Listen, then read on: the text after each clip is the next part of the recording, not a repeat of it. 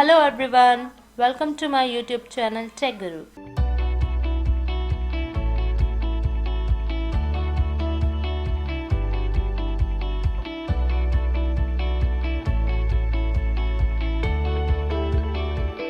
Please click on the like, share and subscribe button. Hello दोस्तों, आज हम इस वीडियो के अंदर सीखेंगे लोकेट और फाइंड कमांड RHEL 8 में। तो स्टार्ट करते हैं आज का सेशन। सिस्टम एडमिनिस्ट्रेटर को ज़रूरत पड़ती है टूल्स की, ताकि वो कुछ फाइल्स को सर्च कर सके अपने सिस्टम के अंदर कुछ फिल्टर्स को लगाकर। लाइनक्स के अंदर बहुत सारे मेथड्स हैं फाइल्स को या डायरेक्टरीज को सर्च करने के लिए, जिसमें दो मेन कमांड्स आती हैं, लोकेट और फाइंड कमांड। लोकेट और फाइंड कमांड का यूज़ करके आप फाइल और डायरेक्टरी की लोकेशन चेक कर सकते हैं अपने सिस्टम के अंदर। सबसे पहली आपकी लोकेट कमांड, आपको सबसे पहले अपने सिस्टम के ऊपर अपडेट DB कमांड को रन करना पड़ेगा, ताकि जो आपका डाटाबेस है वो लोकली अपडेट हो सके। अगर आप अपडेट नहीं करते अपने डाटाबेस को यूजिंग अपडेट DB कमांड से, तो आपका जो डाटाबेस है वो ऑटोमेटिकली हर दिन अपडेट होता रहता है। इसका कोई भी फिक्स टाइम नहीं है कि कितने घंटे के बाद ये अपडेट होगा। अगर आप लोकेट कमांड अपने सिस्टम पे एग्जीक्यूट करते हैं तो वो प्री जनरेटेड डाटाबेस में से फाइल्स और डायरेक्टरीज का पाथ आपको सर्च करके देगा और आपको जो रिजल्ट होगा वो इमीडिएटली मिल जाएगा। लेकिन अगर आप किसी भी फाइल को, मान लीजिए आपने सिस्टम पे क्रिएट किया और आपने अपडेट DB की कमांड नहीं चलाई, तो आपको वो फाइल शो नहीं होगी। और अगर आपने फाइल को डिलीट कर दिया तो आपको तब भी आपके डाटाबेस के अंदर उस फाइल को दिखाता रहेगा, जब तक आप अपडेट DB कमांड को एग्जीक्यूट नहीं करते। लोकेट कमांड आपकी फास्टेस्ट कमांड है, क्योंकि ये इंफॉर्मेशन को सर्च करती है mlocate डाटाबेस के अंदर। चलिए इसको एग्जाम्पल के साथ समझते हैं। यहाँ पे अगर आप अपने डाटाबेस की लोकेशन देखना चाहते हैं तो सबसे पहले आपको अपडेट DB की कमांड चलानी पड़ेगी। अगर आप इस कमांड को नहीं चलाते तो आपकी ये वाली जो कमांड है ये एग्जीक्यूट नहीं होगी। ये आपकी बाइनरी फाइल होती है mlocate.db के नाम से इस लोकेशन पर। लेकिन आप इस DB फाइल के अंदर क्या लिखा है उसे आप रीड नहीं कर सकते। लेकिन जब आप इस कमांड को एग्जीक्यूट करोगे तो ये आपको दिखा देगा कि इसके अंदर इतनी डायरेक्टरीज पड़ी हैं, इतनी फाइल्स पड़ी हैं और इतनी फाइलों के नाम है यहाँ पे। और इसका जो स्टोर का जो यूजेज है, यानी कि स्पेस जो जितना यूज़ कर रहा है वो ये यूज़ कर रहा है। तो मैंने यहाँ पे DU यानी कि डिस्क यूज -H मतलब ह्यूमन रीडेबल फाइल से रीड किया, तो इसने मुझे दिखाया कि आपकी जो फाइल है mlocate नाम की, इसका जो साइज़ है वो है 2.9 MB। अगर आप नॉर्मल सर्च करना चाहते हैं किसी भी कमांड को या पाथ को, तो आप यहाँ पे कमांड यूज़ करेंगे लोकेट स्पेस वो नाम। जैसे मैंने यहाँ पे एग्जांपल में यूज़र ऐड को सर्च किया, तो ये पूरे डाटाबेस में मुझे दिखा देगा कि यूज़र ऐड कहाँ कहाँ पे लिखा हुआ है और उसकी लोकेशन क्या है। अगर आप स्पेसिफिक नंबर के साथ सर्च करना चाहते हैं तो हम कमांड यूज़ करते हैं लोकेट -n देन वो कीवर्ड। जैसा मैंने यहाँ पे यूज़र ऐड को सर्च किया सिर्फ अबव 5 लाइनों में, तो मैंने यहाँ पे लिखा -n5, तो इसने मुझे दिखाया ऊपर की 5 लाइन। अगर आप केस सेंसिटिव को हटाना चाहते हैं, यानी कि अगर आप चाहते हैं कि स्मॉल लेटर्स और कैपिटल लेटर्स को वो चेक ना करें, तो हम यहाँ पे यूज़ करते हैं -i ऑप्शन का। अगर आप नंबर मैचिंग की एंट्रीज को काउंट करना चाहते हैं तो हम यहाँ पे यूज़ करते हैं -c ऑप्शन। जैसा मैंने यहाँ पे एग्जांपल के अंदर दो फाइल्स क्रिएट करी, एक स्मॉल नाम से और एक कैपिटल नाम से, तो इसने मुझे दिखा दिया कि यहाँ पे दो फाइल्स अवेलेबल हैं इस नाम से। अगर मैं काउंट करता हूँ तो ये केस सेंसिटिव है, तो इसने सिर्फ फाइंड किया, सिर्फ एक ही फाइल अवेलेबल है। अगर आप एक सिंगल लाइन के अंदर देखना चाहते हैं, डिफरेंट लाइंस पे नहीं देखना चाहते, तो हम यूज़ करते हैं -0 ऑप्शन। अगर आप सर्च करना चाहते हैं बेस नेम से तो हम यूज़ करते हैं -w ऑप्शन। अगर आप सर्च करना चाहते हैं अपने सिस्टम में से, ना कि डाटाबेस में से, तो हम ऑप्शन यूज़ करते हैं -e। चलिए इसको प्रैक्टिकल देखते हैं सिस्टम के ऊपर। ये मेरी RHEL 8 की मशीन है। तो सबसे पहले यहाँ पे कमांड एग्जीक्यूट करते हैं लोकेट स्पेस -S। तो ये आपको एरर दे रहा है, नो सच फाइल और डायरेक्टरी।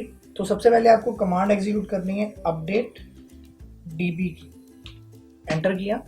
फिर से कमांड एग्जीक्यूट करते हैं लोकेट स्पेस -S, एंटर। तो ये आपको लोकेशन दिखा रहा है कि आपका जो डाटाबेस है वो इस लोकेशन पे अवेलेबल है /var/lib mlocate.db, जिसके अंदर आपकी इतनी डायरेक्टरीज हैं, इतनी फाइल्स पड़ी हैं वहाँ पे। और जो फाइल्स का साइज़ है वो इतना साइज़ है, और जो स्टोरेज के लिए स्पेस यूज़ हो रहा है वो इतना स्पेस यूज़ हो रहा है। चलिए इस लोकेशन पे जाके देखते हैं एक बार। तो cd/var/lib, लिब का मतलब है लाइब्रेरी, mlocate, एंटर। यहाँ पे ll कमांड टाइप करता हूँ तो यहाँ पे आपको दिखा रहा है यहाँ पे mlocate.db नाम से फाइल अवेलेबल है।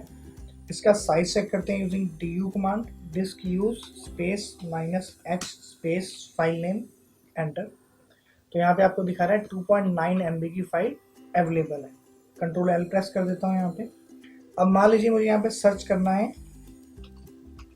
parswd फाइल, parswd, एंटर किया तो ये आपको दिखा रहा है कि इतनी जगह पे आपकी parswd नाम अवेलेबल है।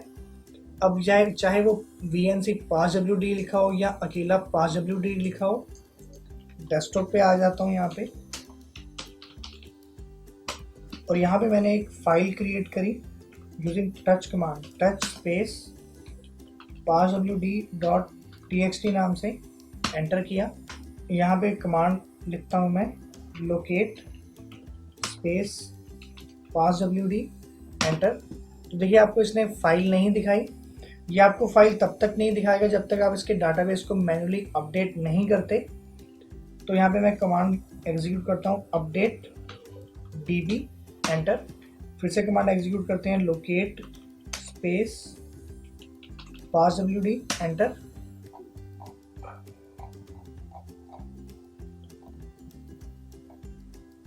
तो देखिए आपको यहाँ पे दिखा रहा है कि आपके डेस्कटॉप के ऊपर एक parswd.txt नाम से फाइल अवेलेबल है।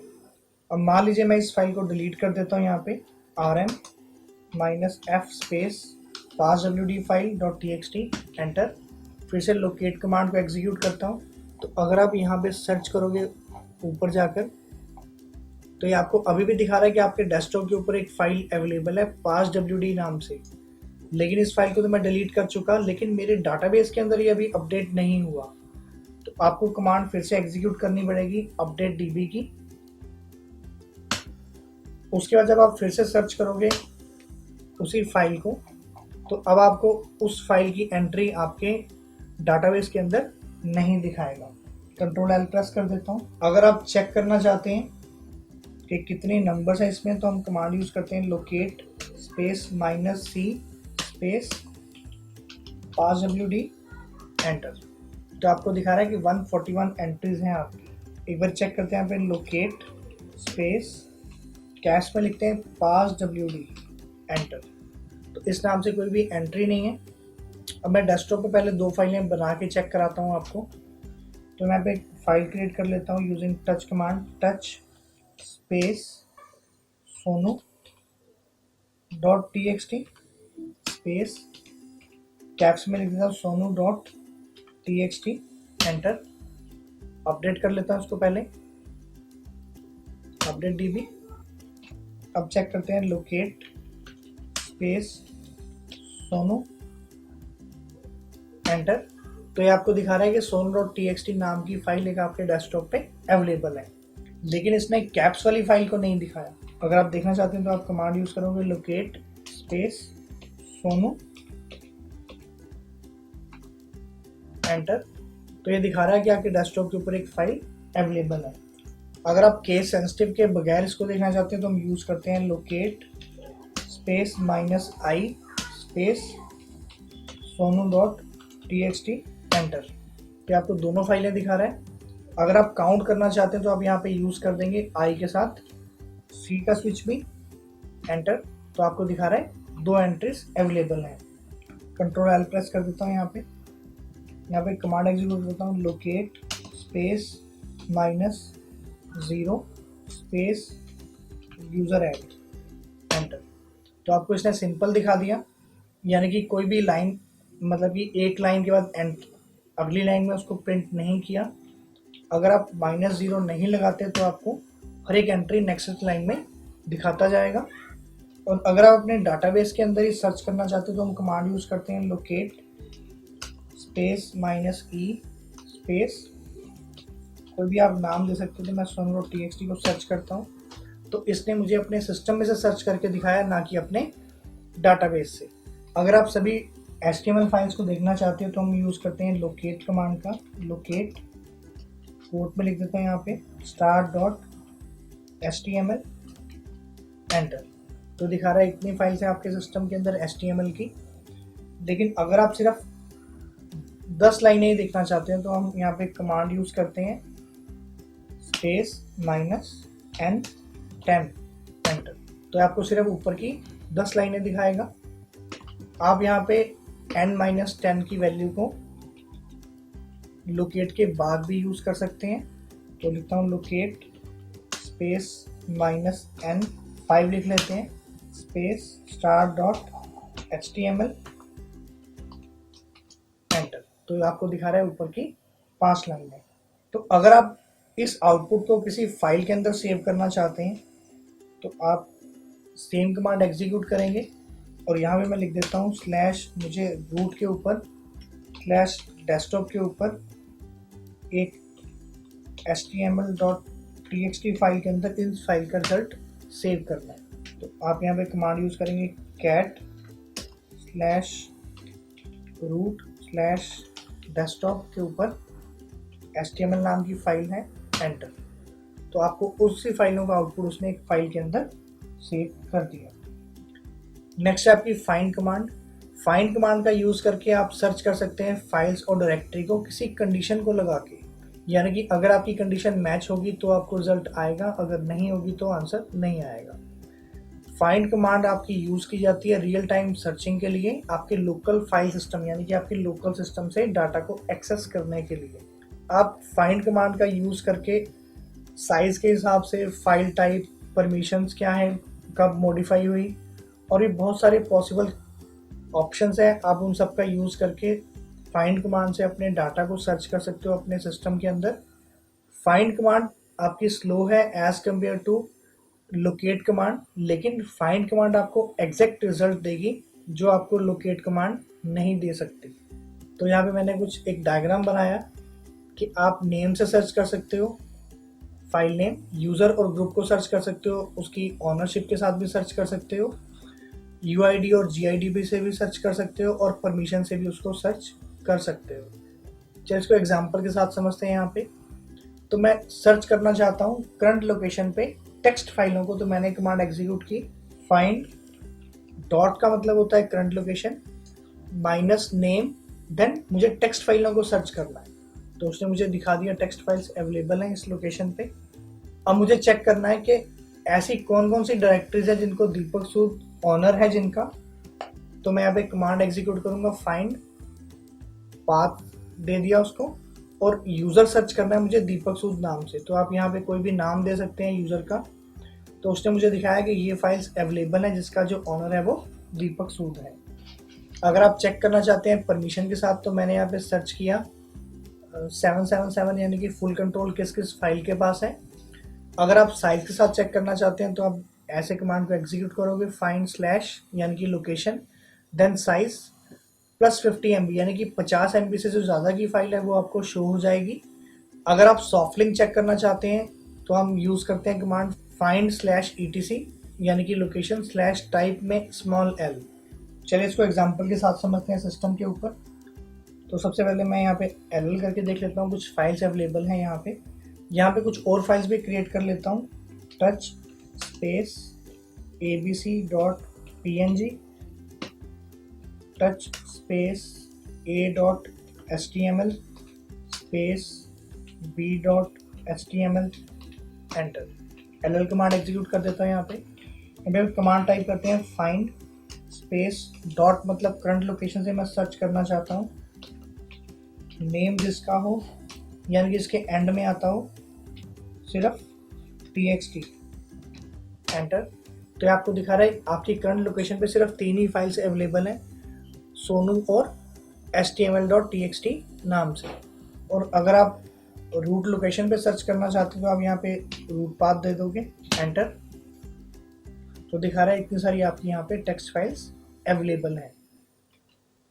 अगर आप ऑनरशिप चेक करना चाहते हैं कि यूज़र के पास किस किस फाइल या डायरेक्टरी की ऑनरशिप है तो आप कमांड एग्जीक्यूट करोगे फाइंड स्लैश, मान लीजिए मैं रूट के लिए सर्च करता हूँ, स्लैश यूज़र का भी नाम है रूट, क्योंकि यूज़र की होम डायरेक्टरी होती है रूट। एंटर।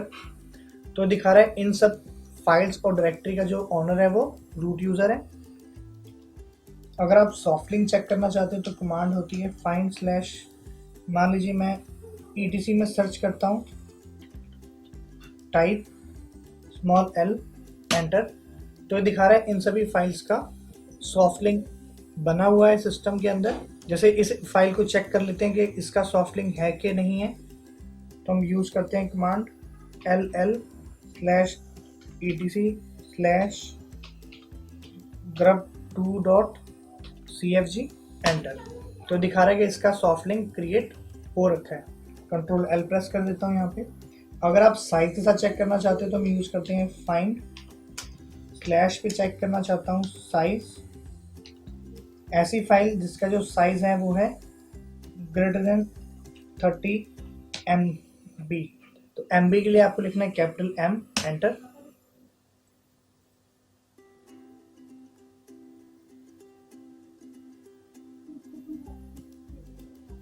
ये सभी फाइल्स आपकी 30 MB से ग्रेटर है। अगर आप सिर्फ 30 KB से देखना चाहते हैं तो आप सिर्फ यहाँ पे 30 लिखोगे, एंटर। तो ये सभी फाइल्स जो है ये आपकी 30 KB से ज़्यादा की फाइल्स हैं। कंट्रोल L प्रेस कर देता हूँ। अगर आप सर्च करना चाहते हैं परमिशन के साथ तो फाइंड करंट लोकेशन से ही कर लेते हैं, -permission -644, एंटर। तो आपको दिखा रहा है इन सभी फाइल्स के ऊपर जो परमिशन है वो है आपकी 644। मान लीजिए मैं किसी की परमिशन चेंज कर दूं यहाँ पे यूजिंग chmod कमांड,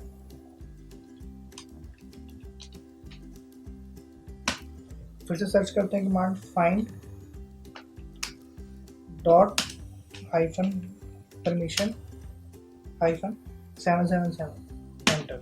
तो आपको दिखा रहा है सिर्फ इसी फाइल के ऊपर जो परमिशन है वो आपकी है 777, यानी कि फुल कंट्रोल। और अगर आप रूट लोकेशन से करना चाहते हैं तो आपको यहाँ पे स्लैश लगाना है, एंटर। तो इन सभी फाइल्स के ऊपर आपका फुल कंट्रोल अवेलेबल है। फ्रेंड्स, आज के लिए बस इतना ही। अगर आपको मेरा वीडियो पसंद आया हो तो प्लीज़ इसे लाइक, शेयर एंड सब्सक्राइब ज़रूर करें। Thanks for watching.